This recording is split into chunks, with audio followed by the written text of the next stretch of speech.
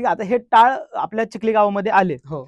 तर मी आता कुठेतरी पाहिले की तुकाराम महाराज जेव्हा वैकुंठाला जात होते तेव्हा ते खाली असे कोणीतरी टाकले म्हणता येईल किंवा हा दिले. हा हा. तर ह्याचं नक्की खरं कारण काय आहे किंवा हे चिखली गावात कसे आले? टाकले म्हणण्यापेक्षा तो प्रसाद मिळालेला आहे. हम्म. मगाशी मी तुम्हाला सांगितलं की फाल्गुन वद्य द्वितीयेला म्हणजे बीजे दिवशी तुकाराम बीजे दिवशी तुकाराम महाराजांचं सदेह वैकुंठ गमन झालं. आणि सदेह वैकुंठ गमन झाल्यानंतर त्यावेळेस काही सोशल मीडिया वगैरे नव्हता, काही किंवा फोन किंवा पत्र किंवा काय अशा काही सुविधा नव्हत्या.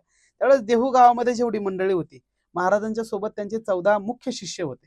14 मुख्य शिष्य, त्यांचे 14 टाळकरी होते आणि काही शिष्य मंडळी, भक्त मंडळी, वारकरी, निष्ठावंत वारकरी महाराजांच्या सोबत त्यावेळेस होते. आणि त्याचबरोबर मल्हारपंत महाराजही त्यांच्या सोबत होते. आणि महाराज ज्यावेळेस सदैव वैकुंठाला गेले, सगळ्यांना दुःख झालं आणि दुःख झाल्यानंतर सगळी मंडळी शोकात बुडाली, कारण त्यांचे असणारे सद्गुरू त्यांना दिसेनासे झाले. आणि सगळ्यात महत्वाचा विषय की फाल्गुन वद्य द्वितीयेला तुकाराम बीजेला तुकाराम महाराज सदैव वैकुंठाला गेले देहूमधून, बरोबर. त्या ठिकाणी देहूतून त्यांचं सदैव वैकुंठ गमन झाल्यानंतर ही सर्व मंडळींनी धरलं, सगळी मंडळी बसून राहिली. कारण महाराज कुडीसहित गुप्त झाला तुका, कारण महाराज शरीरासहित गुप्त झाले.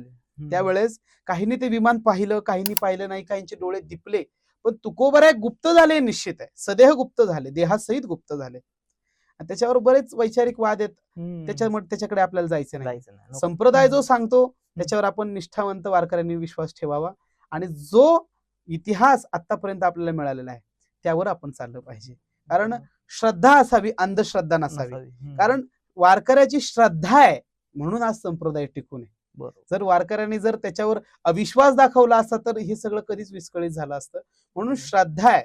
तुकोबरायांचं सदैव वैकुंठ गमन झालं आणि आम्ही सर्व वारकरी त्याला मान्यता देतो, कारण त्याला प्रमाण आहे तशी. कारण सदैव वैकुंठ गमन झाल्यानंतर सुद्धा महाराज 5 वेळा आलेले आहेत, 4 वेळा सगुण रूपात आलेले आहेत आणि 5व्यांदा निर्गुण स्वरूपात म्हणजे वस्तू स्वरूपात कसे आले मी तुम्हाला सांगणार आहे. की यावेळेस महाराज त्या ठिकाणी वैकुंठाला गेले आणि वैकुंठाला गेल्यानंतर ह्या मंडळींनी त्या ठिकाणी धरलं, सगळेजण बसून राहिले, भजन चालू केलं की आमचे सद्गुरू आम्हाला दिसत नाहीत, तुकोबराय आम्हाला दिसत नाहीयेत. मग त्यानंतर 3 रात्री आणि 3 दिवस सगळ्यांनी धरलं.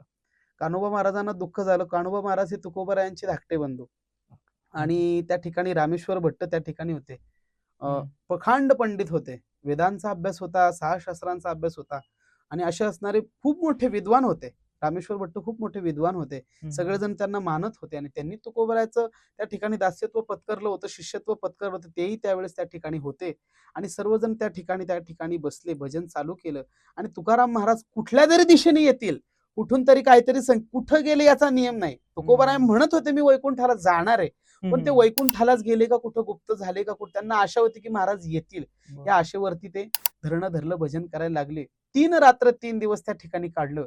पण फाल्गुन वद्य रंगपंचमीच्या दिवशी ब्रह्ममुहूर्तावरती तुकोबारायांच्या जवळ अखंड निरंतर असणारे टाळ, गोधडी त्यावेळेस आकाश मार्गातून त्या ठिकाणी खाली आली आणि खाली आल्यानंतर त्यांची निश्चिती झाली की आता तुकोबाराया फाल्गुन वद्य द्वितीयेशी सद्गुरू झाले वैकुंठवासी. महिपती महाराज सांगतात की फाल्गुन वद्य द्वितीयेला तुकोबराया त्या ठिकाणी सदैव वैकुंठाला गेले आणि रंगपंचमीच्या दिवशी टाळ आणि गोधडीचा प्रसाद त्या ठिकाणी पाठवला. आणि ते टाळ म्हणजे आत्ताचे टाळ मंदिरात असणारे टाळ, हे टाळ नव्हे प्रत्यक्ष दर्शन तुकयाचे, असं या ठिकाणी रामेश्वर भट्टांनी सांगितलं. म्हणून सांगितलं, प्रथमतः तुकाराम महाराज आले हे भागीरथी मातेसाठी आले, त्यांची मुलगी. दुसऱ्यांदा आले हे सुदुमऱ्याचे संताजी महाराज जगनाडे तेली समाजाचे, त्यांच्यासाठी आले. तिसऱ्यांदा महाराज आले गवरशेठ वाणी यांच्यासाठी महाराज आले. चौथ्यांदा आले पिंपळनेरचे निळोबराया त्यांच्यासाठी आले आणि 5व्यांदा टाळाच्या रूपामध्ये आले. रामेश्वर भट्टांनी सांगितलं हे टाळ नव्हे प्रत्यक्ष दर्शन तुकयाचे, म्हणजे टाळाच्या रूपामध्ये आपल्या चिखली गावामध्ये 5व्यांदा तुकाराम महाराज आले. असे 5 वेळा आले. असे असणारे टाळ आज आपल्या गावामध्ये 375 वर्षापूर्वी आलेले टाळ अजून सुद्धा सुस्थितीमध्ये आहे आणि त्याची सेवा आजही नित्य नेमाने भाविक भक्त या ठिकाणी करत आहे. खूप मोठा असा ऐतिहासिक वारसा या टाळगाव चिखलीला खरंच आहे.